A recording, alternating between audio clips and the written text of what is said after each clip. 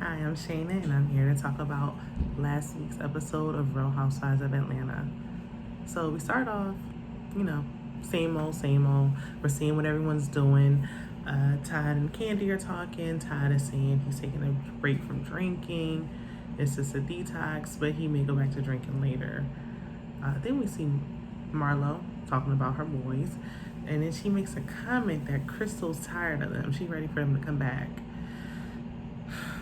And I 30 seconds in rolled my eyes because why are you saying that she's tired of them? First you said you were tired of them and you kicked them out. Now you're saying she's tired of them. The boys may see this one day. This is on TV. It's out there. It's out there for life. I digress. So we move forward.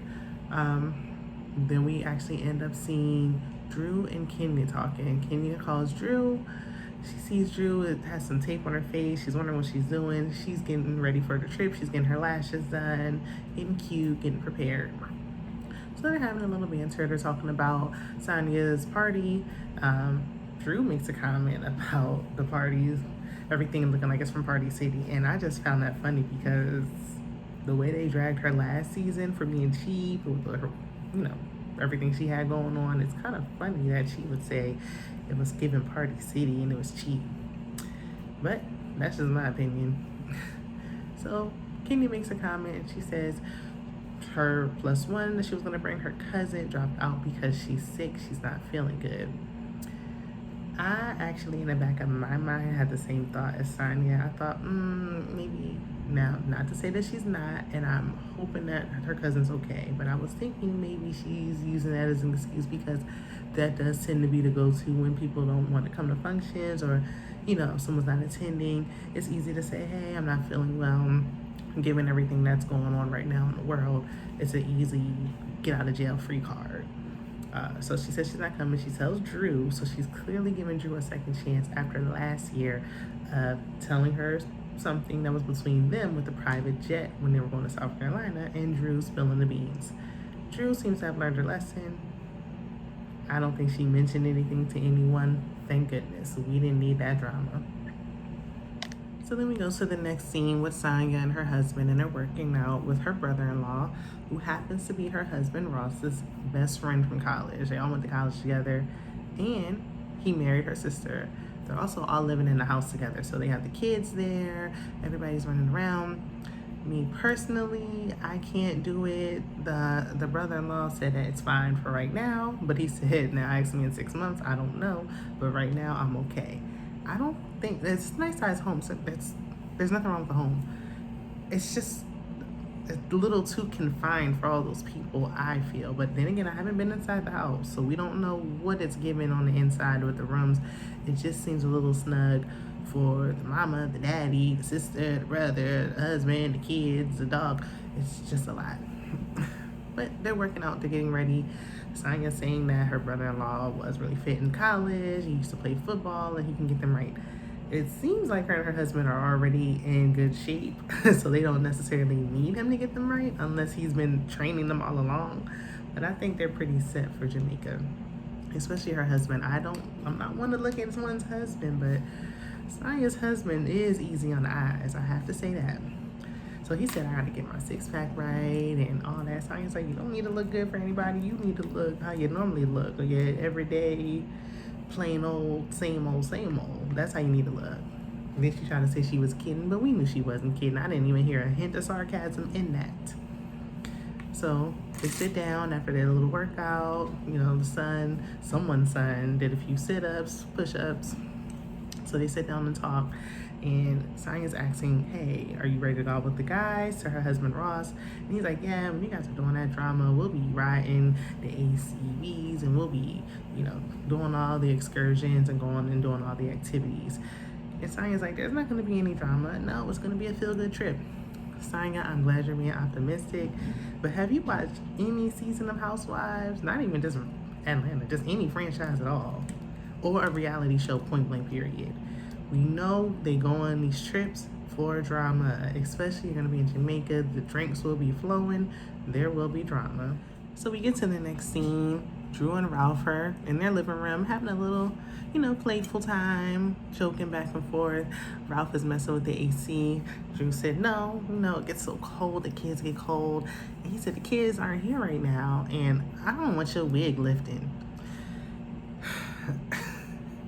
That did make me chuckle, but I thought the audacity of him saying he doesn't want her wig lifting with all that Beijing he got around his beard and up around his hairline, looking like he just took a eyebrow pencil and just went to town all over his face.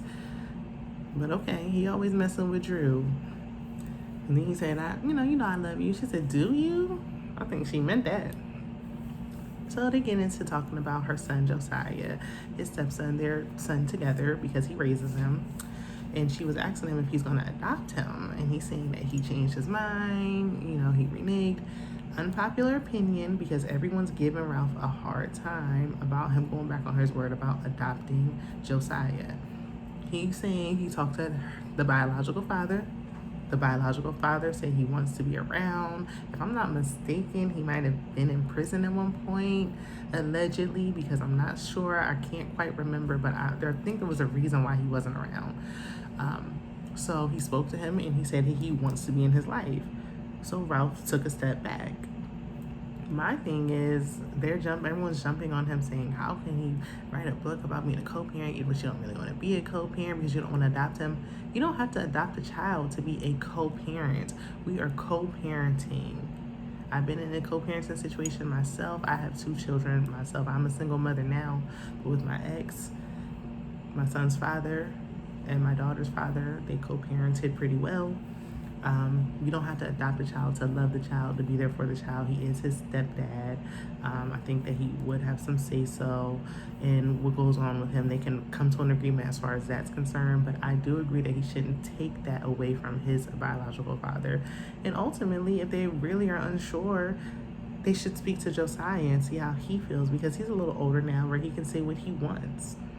But as far as I'm concerned, I didn't see anything wrong with him thinking and considering his biological father's feelings, given that he has children of his own, so he would know how it feels to have someone step in and take rights from him and things of that nature. I know he hasn't been around, but let's give him a chance to see if he's going to come around. So we get to the book. This book, they've been talking about this book since last season. We talk about the book. Drew knows nothing. She has no idea what's going on. She never knows what's going on. He just says, trust me. It's giving a hint of narcissism, like a little controlling. I'm with Drew. How are you going to write a book about my child ultimately and about me and my situation and not tell me anything and not include me? Like, it just doesn't even make sense. I mean, even if you don't want my input, at least let me know what's going on. Drew should have some say-so. She shouldn't always constantly be in the dark. She's always in the dark. So he has someone come in who's assisting him with this. She comes in looking like a younger version of Judge Maybelline. Pretty woman, but that's what she was given to me. So she comes in and they're discussing the book, and he says, I want you to write the foreword. And she said, how? I don't even know what I'm writing about. I don't even know what's going on in the book. And I'm in agreement. How could you ask her to do this? And this, you don't even know. I don't know. I think that it was just at that point, why would you even mention anything about that? If you want to make her feel comfortable enough to do that, give her a little piece of what's going on in the book. What's the secret? He said this is something he had to do for him. This is not something you have to do for you when you are talking about co-parenting with our child. This is something that should be for us. And we should also maybe have the child's input a little bit from their perspective. But he's going to do what he wants to do. That's what he's been doing, and he's been getting away with it. So it's the day of the trip. Sang is super excited. She's ready to go back to her hometown, her stomping ground. So it's 5:30 a.m. Whew, way too early to travel for me. I mean, why? How long is the flight? For me, I'm like, was it cheaper to fly this early? Why are we going so early before the sun even rises? Why? But everybody's up, everybody's ready to go. Sonya rented Sprinter, so everybody could be on time. Good thinking, smart move, because now Portia and them was still on here. They would have missed the Sprinter, they still would be late.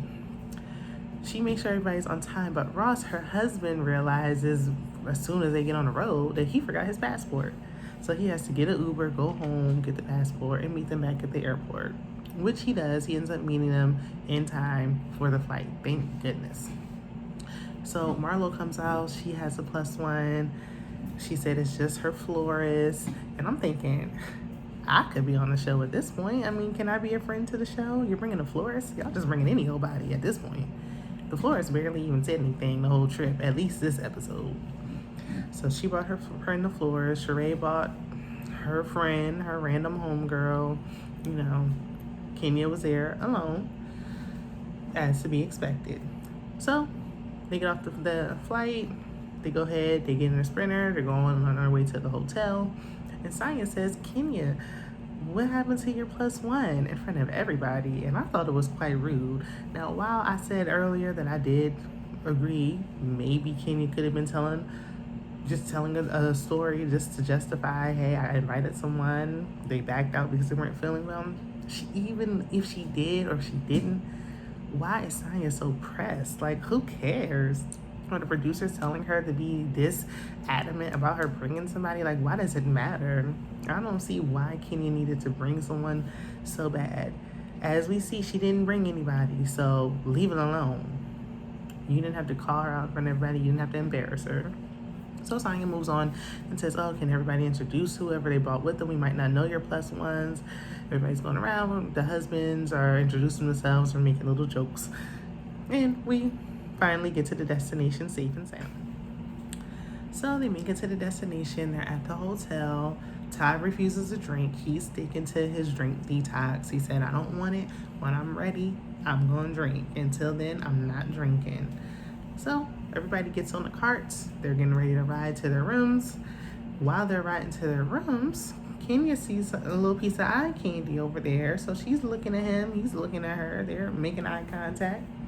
So Sonya jumps in and they bust a U-turn so Kenya can go talk to him. So Sonya's getting his attention because she is adamant Kenya is gonna have a +1. We don't care. She got to grab him from the resort. She's gonna make sure she gets a man. I don't know why she cares so much, but Sonya was just gonna make sure that Kenya got his digits. So they were talking back and forth, and I thought he was an attractive guy. He looked a little young for Kenya, but shoot, it's Jamaica. Okay, Stella. So they turn around, they exchange numbers.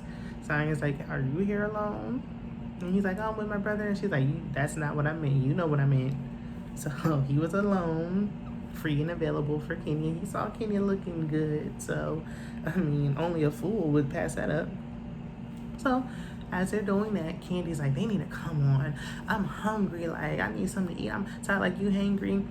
We know Kandi don't play about her food, but I'm thinking, dang, Kandi, just because you got your man doesn't mean you got to stop somebody else's shine. Hang on for a second. I know you probably ate something on that plane. We know Kenya money-making birds flew first class, so I'm sure she had something to eat on that flight. So everything was well. They get to the room. Sonya's telling everybody, oh, Kenya, she talked to a man. She got a man. I don't know why. Maybe Kenya didn't want everyone to know that, but okay. So here goes Marlo. Oh, well, did she talk to him or did he talk to her? We know he ain't come up to her. Marlo, why are you hating? And where is your man? And we never seen you with him. Remember back in the day when you actually had to have a man to be on Real Housewives? We have gotten so far away from that. I mean, Marlo has never, besides that one older white gentleman, we have never seen her with a man. Not that I can remember. Besides her friend, her florist, her assistant, her whoever, dog walker, whoever else. We ain't seen her with nobody. We probably never will. So Sonya's getting ready to give out the room keys. Everyone's eating, so everyone's happy. Sonya's kind of, filling them out. And Candy's like, go ahead and say what you got to say so we can get on. Sonya goes ahead. She's like, I'm going to give out the room based on how you've been treating me, the host. So everyone had a beautiful room. She did a really great job. Now we know, production might have paid for the trip or maybe the company she's with paid for it or whatever, but There's always a bad room. This is the first time I can really recall where every room was really nice. So this season they're doing good with all the rooms just being nice rooms. We need to get away from all this room fighting. It's getting old. So I'm glad everything worked out room wise. Everybody, is getting ready for the night. Everyone's, taking some shots, getting dressed. They toured Tanya's room beforehand. Marlo gonna say, "Oh, y'all better be making some babies in this room tonight." Marlo, mind your business, especially knowing that's how Tanya feels. Shh, be quiet. Like, girl, mind your business. Don't worry about them nephews. But let me not say that. Let me not say that. We know how that's a touchy subject. So, in the meantime, Kenya's talking to John, the guy she met earlier. Me personally, I think production put him there. She's just playing it a little bit too cool. She has been relaxing. She's been a little more loose and carefree this season. She's been drinking. She's been having fun. She said, I'm not going to fully give in. I'm not giving my whole group back. I'm just getting half my groove. She said that later on at the dinner. So teach me, Kenya, because I'm trying to get my groove back. So do I go full force or do I just get half the groove back? Let me know. So she lets him in. She's talking to him. I'm thinking, do you feel safe with this stranger? Production probably had a part in this. But okay, she let him know they're going to drill him and ask him all these questions. So I'm thinking, okay, we were going to give Kenya a +1 regardless. But that's fine. They both look great. And they're getting ready for dinner. This is, where all the drama tends to happen. It's normally at the dinners. Whether it's with the ladies, with the husbands, whoever. So Drew gets there first. Sonya gets there first, but she's the host, so of course. She's there, Drew gets there, they're dancing. They both got them thighs out in the Jamaican sun. So they're, dancing and having a good time. Everybody's feeling happy on vacation. Kenya gets there with John, her vacation bae. Everybody starts coming in, so they make a toast. They're cheersing to Stella getting her groove back, but we know what happens after Stella came out with that book. So Kenya just have fun with them. That's it. So they're asking them, how old are you? I also thought he was about 28. Everybody else saying 28. It's 28. Some people were like, well, what? How old? 25, 26? So then they were like 32. And he said 37. I don't know. I don't know. But Marlo was over there on the side hating because everybody's, cheering on Kenya and telling her that, hey, get back out there. She's been more down in the dumps with Mark about him post-marriage than how long they've actually even been married. So yeah, get back out there, girl. Get your feet wet. It's time to move on and you still fine. So yes. And Marlo's like, here she go with this stray. Girl, who is that stray florist that you brought with you? Can you get a stray? Can you bring somebody, please? It's about time. So they're sitting there. Somebody, I think Sheree or Sonya asked Marlo, how are the boys doing? That's where things kind of turned. So Sheree asked Ralph about the book. Ralph was, anxious to tell her about it. Here comes Marlo saying, oh, well, I'm so glad you're going to adopt Josiah. First of all, who was even talking to you? But okay. So then he's saying he's not going to adopt him. He talked to his biological father, and he's not going to do it. So Marlo says, Drew, you're okay with this? You're okay with him doing this? And Drew was just doing a little bit too much explanation and conversating for me. I don't have to explain. This is our personal business. Remember how you always say kids are off limit, even though you're always talking about somebody's kids? Anyway. So they're explaining away that, he knows he has 2 fathers and this and that. And Marlo's saying, in her confessional, I'm a foster child, so I know how it feels to be thrown away. You just threw your nephews away and talked about their hygiene and everything else on national TV. And you mentioned the same sister you threw them off on was the same sister who you also took in and kicked out many years ago. So what are we talking about here? What are we talking about, Marlo? So then she said, oh, so he's just like your friend. Like, you're not really claiming him on your taxes. You're not really his real father. You're just, what are you talking about? The man lives with him. He raises him. The boy does have a biological father.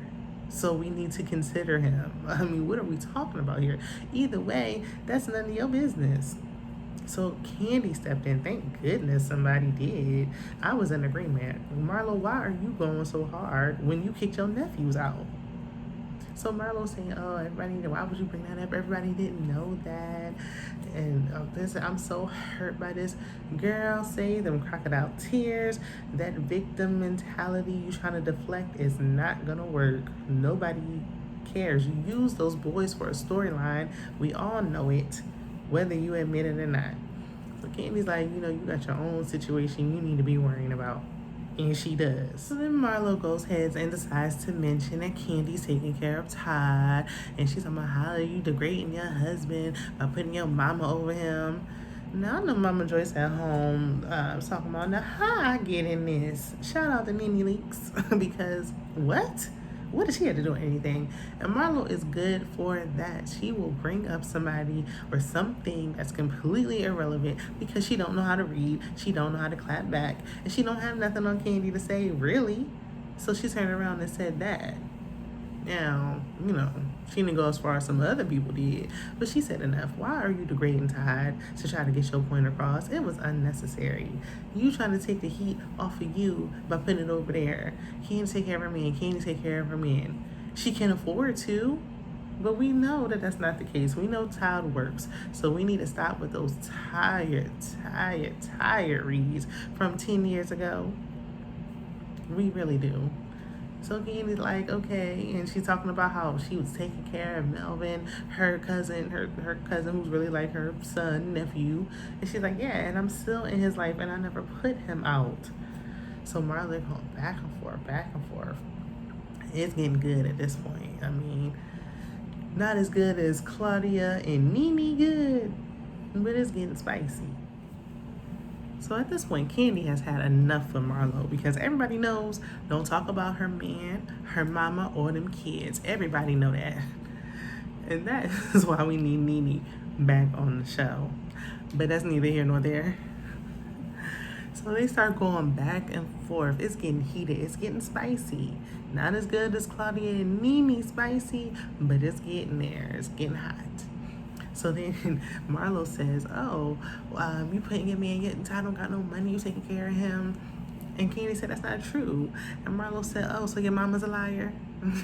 Now, that was kind of funny, but come on now, Marlo. Enough. You got to come better than that. So she goes on and says, oh, Todd, I love you. I mess with you more than anybody else on this show. And Todd said, okay, but you keep repeating things that aren't true. And he said, I work behind the scenes, Marlo. I know how you got on the show. You wasn't friends with nobody on this show.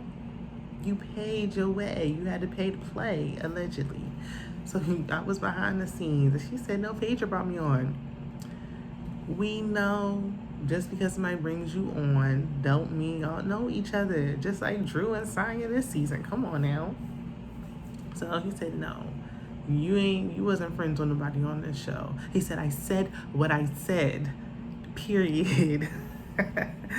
Period. So she started going off, talking about some Kandi. You only known in ATL. I don't think Marlo thinks when she speaks. I think she just, whatever comes to mind, she just want to try to hurt you and get a reaction out of you. So she feels like that's winning. That is not winning.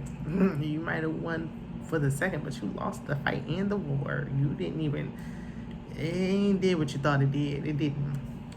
So she's saying, Kandi said, we're known in Atlanta. I'm worldwide. And is. Because, baby, I live in a small state and everybody knows all around the world. Kandi, who was in Escape, come on. That alone, we don't even need anything else. But that alone, she's the highest paid cast member on the show for a reason. Not the singer, songwriter, producer, actress. She's on this show. So if you don't know nothing else, you know her from this show. Come on now. So then you do the little tally at the bottom of the screen. Everybody's, giving her credit and accolades besides Sheree, because Sheree is fake.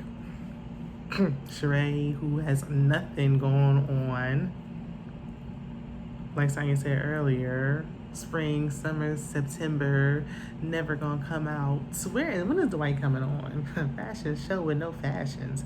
How dreadful. And how dreadful of it for you to be like, oh, well, she had Broadway, but that's just in New York. Yeah, the same New York I was traveling to when he was going to skip across the town to Philly to see. But you know what? Never mind.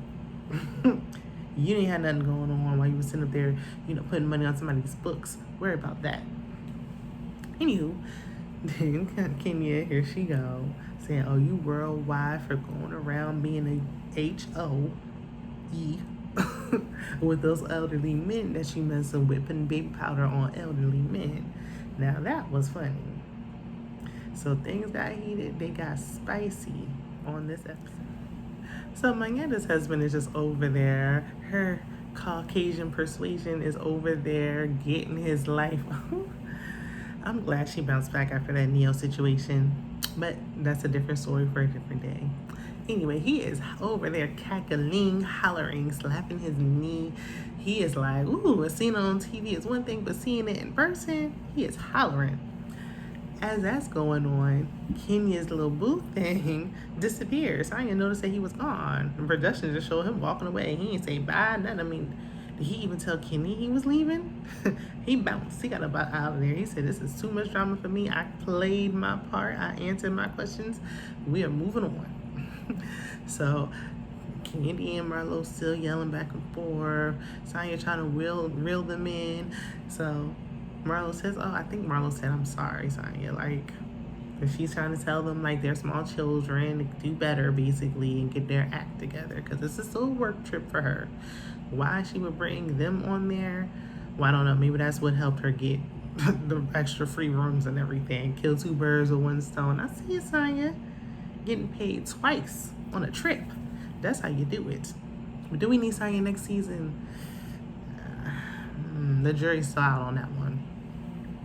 But I will say, will Sonya acknowledge that Marlo is problematic?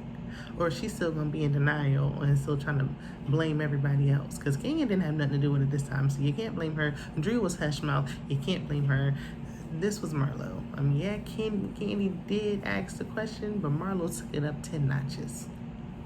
Anywho, this is my very first video, my first YouTube. I wanted to come here and talk to y'all about it. If you liked my video, please thumbs up, like, share, please subscribe. I'm new to this. This is a work in progress. We're going to work together on this.